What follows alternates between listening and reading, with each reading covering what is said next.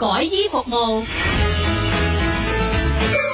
改衣服務負責人 Fion 同埋改衣師傅 Moon 姐。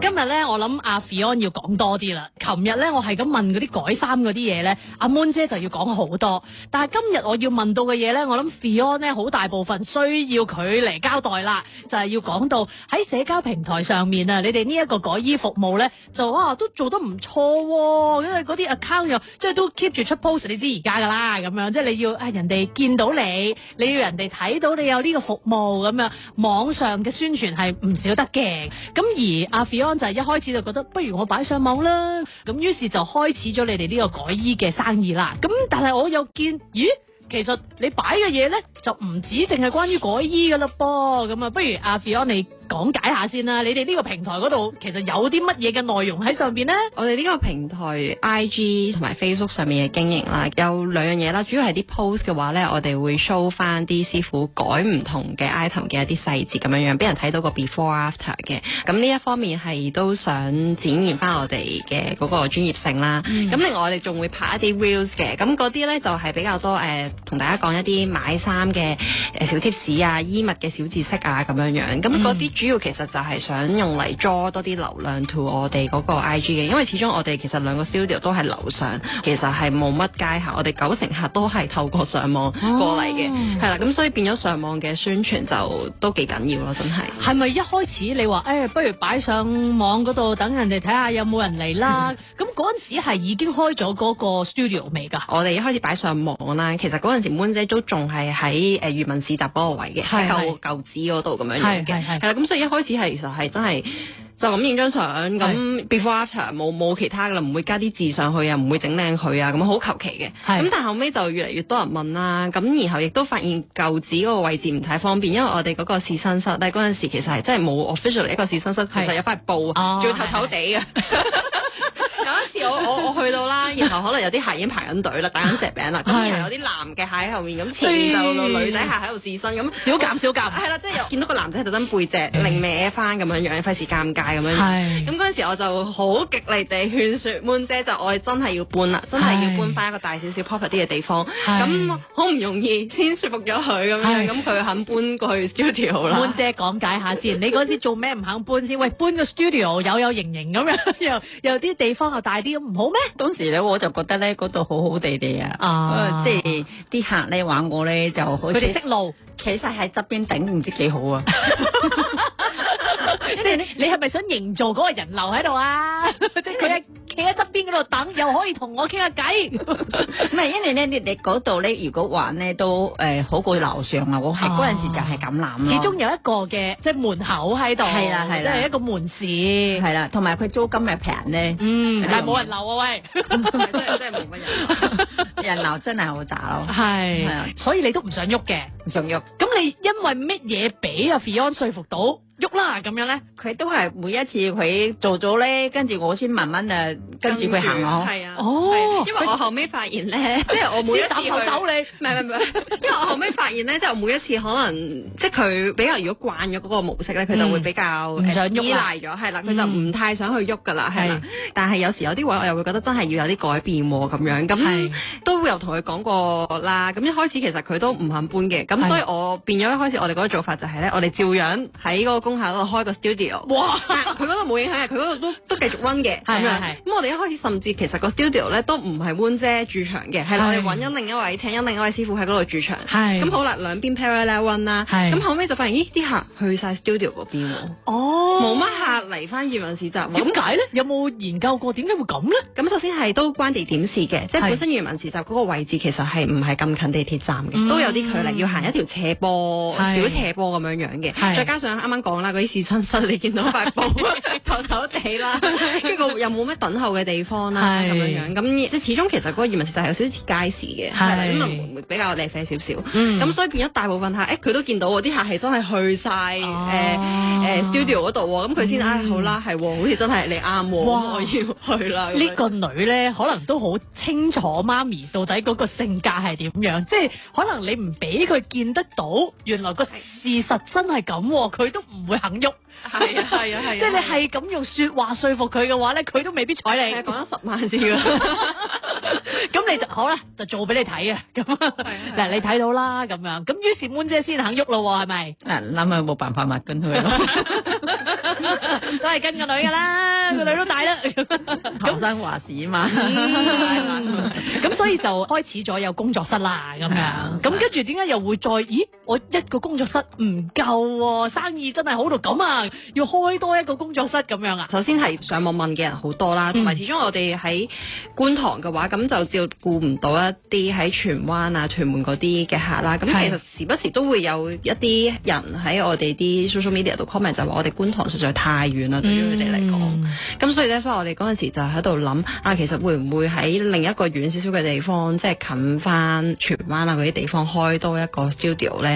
同埋其實都想印證一樣嘢，就係我哋一開始 run 嘅時候，會其實有少少係綁定咗 Moon 姐嘅 IP 啦，係啦，即係其實所有嘢都係即係圍繞 Moon 姐咁樣去做啦。咁我哋喺度諗緊，咦，其實呢件事到底啲客係咪跟住 Moon 姐行咧？咁如果即係假設冇咗 Moon 姐嘅 IP，咁其實市場上對呢樣嘢仲有冇需求咧？呢個係我哋想去試下嘅一樣嘢。咁所以 that's why 我哋先試喺荔枝角開咗。咁依後尾發現其實原來都 OK 喎，原來係真係市面上係都真係對改衫呢樣嘢有一個有需求，而且呢樣嘢就當然 Moon 姐嘅手係就一定係好好噶啦，同埋各樣同客溝通啊嗰啲嘢一定係好好啦。咁但係就都發現咦，其實啲客唔一定係話綁死某一個地方，即係或者唔係綁住 Moon 姐嘅，而係其實都可以佢哋係去試下其他師傅啲手勢，佢哋都會願意嘅。即係可能如果地點近，但係冇 Moon 姐咁樣，可能我都要考慮噶啦，因為方便啲咁樣。係啦，便利性我諗都幾緊要咯，對於啲消費者嚟講。咁係咪都係一路上咧，就係全部都係喺網上嚟嘅啲客人咁樣，即係定係會開始咗之後，可能有一啲嘅口耳相傳啦，即係大家係呢個做得好喎，咁我介紹咧下一個嚟啦，即係邊樣多啲咁樣嘅咧？應該都一半一半咯，即係有好多人咧就話，即係我同事啊嘛，即係譬如係同事啦，哎呀唔知邊度改衫，跟住我去邊間改到咧 OK 喎，你去嗰單試下啦，就係咁樣啦。好多都係有嘅啲同事介紹同事嘅，呢一種嘅服務我都覺得係要有信心，即係有人試過咧，我就會覺得係可以去試下啦。有人試過 OK 喎，咁啊好啦，咁我就幫襯佢啦。咁樣即係好多都係我係邊個同事介紹過嚟，或者係朋友咁樣介紹過嚟㗎啦。係咁嗱，你就喺個工作室嗰度啦。咁阿 Fion 咧就喺網上啦，佢就喺線上啦。你會唔會得閒睇下？你最近又出咗咩 post 啊？你唔理佢嘅，我冇㗎。咁而阿 Fion 又點樣去即係營運呢？因為你會話我可能有啲乜嘢改咗嘅個案，咁我又會擺上去啊。咁你又要話影啲相啊，你又要先了解就係，咦？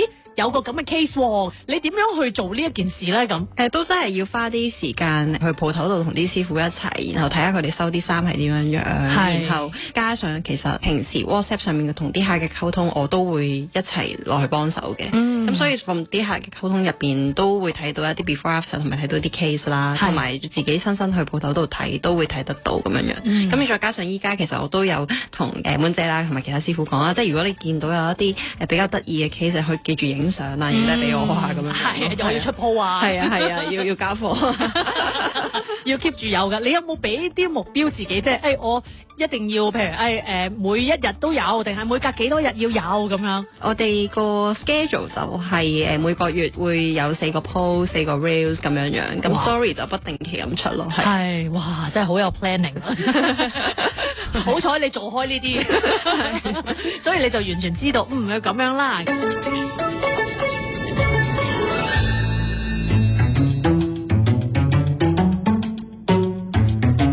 你話譬如有啲 case 就係改衫呢件改成點咁樣，咁我就會擺 before after 啦。咁但係另外仲有一啲嘅內容咧，就係關於日常嘅可能買衫嘅 tips 啊，可能自己 keep 啲衫嘅 tips 啊，咁嗰啲係邊度嚟嘅咧？其實我哋一開始拍 reels，我諗有兩個即係 sort of 兩個重點啦。一開始拍其實我哋係拍唔同類型嘅內容都有嘅，即係有拍改造啦，有拍啲師傅佢哋去車衫啦，亦都有拍一啲衣物嘅相關嘅小知識啦。其實一開開始主要係想拍唔同類型嘅 reels 去睇下市場上面嘅反應先，大家即係睇下大家中意啲咩，係啦，因為始終例如我可能覺得啲師傅車衫好型好正，但係大眾係咪覺得呢件事好吸引呢？呢個又係另一回事，即係始終都係要睇翻大眾市場係中意睇啲乜嘢，呢個樣嘢比較緊要過我自己個 personal preference 啦，係啦。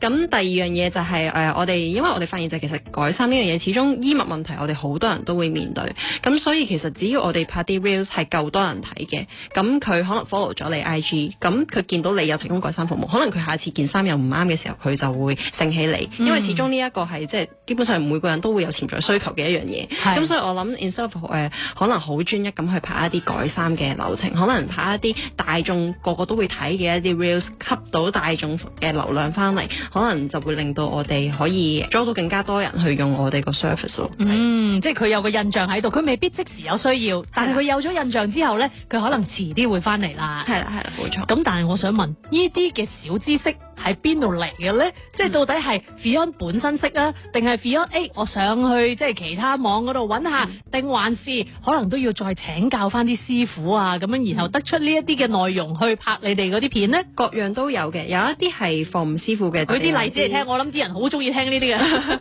係啦，例如牛仔褲佢嗰個收邊位咧，有時候咧你會見到嗰條褲如果條邊收邊位嗰條線咧係粗身少少嘅，咁嗰啲就係鎖鏈，咁就個鎖鏈係啦，咁嗰啲就會穩陣啲嘅，同埋應該就係用咗多啲嘅工藝去做嘅，係啦，咁就會值錢啲啦，係啦，係靚嘢，係啦，係靚係好嘢啦。咁如果佢可能冇嘅普通一條車線冇咁厚身嘅線咧，咁就係普通車線，咁就相對地冇咁用功啦，係啦，條褲就冇咁靚啦。咁呢啲其實就係貨務師傅啦，同啲師傅溝通入邊知道呢樣嘢啦。咁當然有一啲其實都要靠上網再去做 research 啊，睇下有冇啲咩其他嘅衣物小知識啊，先可以完成到一段片。因為始終一段片入邊都唔係淨係講一兩樣嘢，要講3-4個 tips 啊嗰啲。係啦。咁呢啲都係功夫嚟喎，即係如果你話頭先嗰啲鎖鏈係用功嘅話，呢啲都好用功啊，好花時間係咪咧？其實都還好嘅，因為我哋有請一個 part time 嘅妹妹咁樣樣，係啦，咁我會同佢就係一個月入邊揾一日，咁我哋就出去拍片。嗰啲又可以講下俾大家聽，因為嗰啲我覺得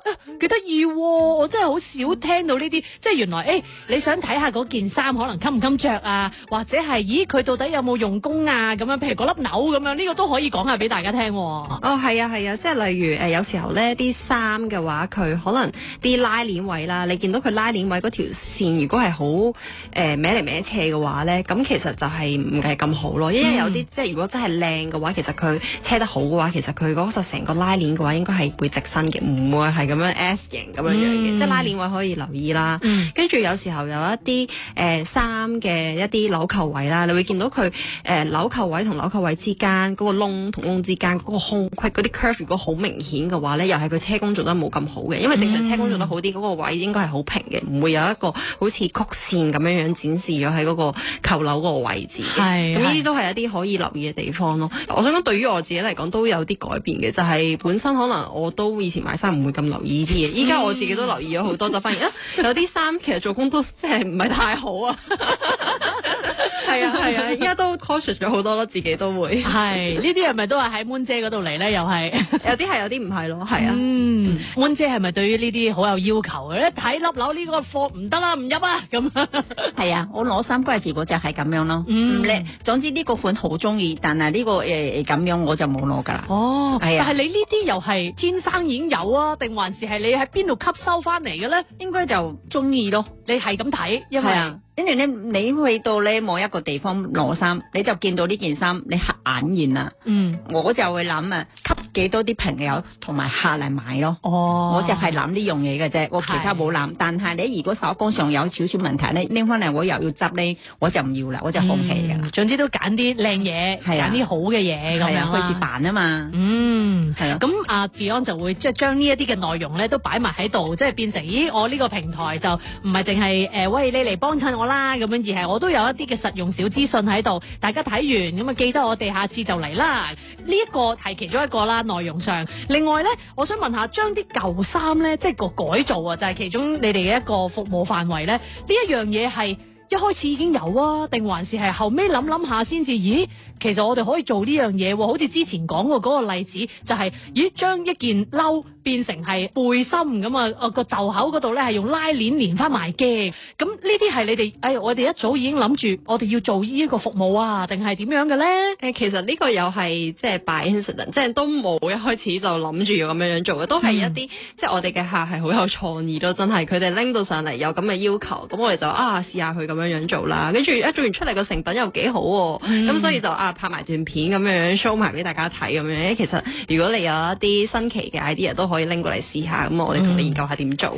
即係最緊要你哋又有嗰個靈活度啊！即係你哋會肯話咁啊，我未試過呢個，我都可以試下咁樣。咁而另外仲有就係你哋又會將一啲舊衫即係可能我哋仲可以譬如改造髮圈，又或者話改造其他嘢。咁呢啲邊個諗嘅咧？又呢啲其實都係客人諗先嘅。係啊，好多時候都係我哋啲客人諗咗，跟然後我又可以做啊，咁啊，跟住我哋試下做咗咁樣樣。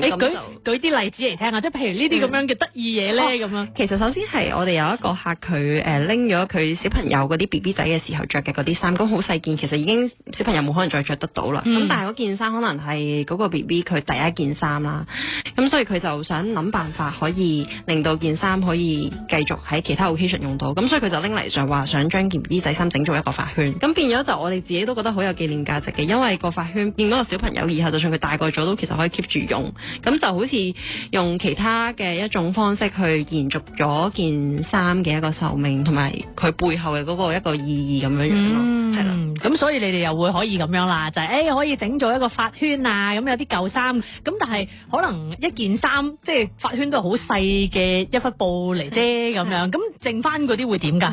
通常啲碎布咧，我哋都其實全部都會 keep 翻，我哋不嬲都唔抌嘅，因為我哋改衫嘅一啲修布啦，或者要有時候啲客想放闊翻件衫啦，咁揾到 match 嘅布咧係好緊要嘅，咁所以啲碎布咧我哋會盡量會 keep 翻，咁 just in case 以後要放闊啊，有啲場合要用到嘅時候，我哋可以有最多嘅布可以俾我哋去揾得到，睇下有冇啱使嘅布咯。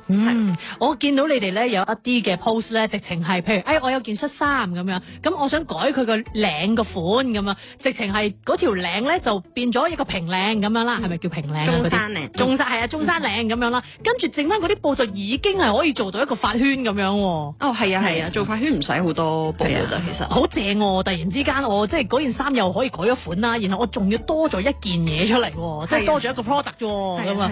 嗰個案例嘅話，其實係首先有個客人要求，即係就係啱啱講嘅嗰個 story 之後啦，咁我哋就嗰件恤衫其實係我自己嘅恤衫嚟嘅，係啦，嗰件衫又係我自己都覺得唔係好啱啦，咁但係就覺得掉咗好嘥，咁不如就試下咁樣用嚟拍片，咁又整到個髮圈，我自己之後都可以繼續用咁。哇，幾正喎！即係你自己都好多受惠啊，係咪？係啊，冇錯，係啊，由買衫啦到改造啦，我自己都係好多受惠。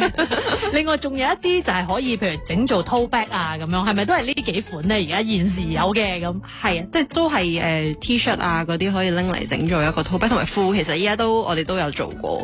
即係褲改做 tote bag 係啦，或者一個小包包咁樣樣，我哋都有做過。咁總之可以變成唔同嘅。如果你仲有其他嘅 idea，咁你都可以試下去挑戰佢哋。冇錯，歡迎。阿妹姐係咪接受挑戰？冇問題。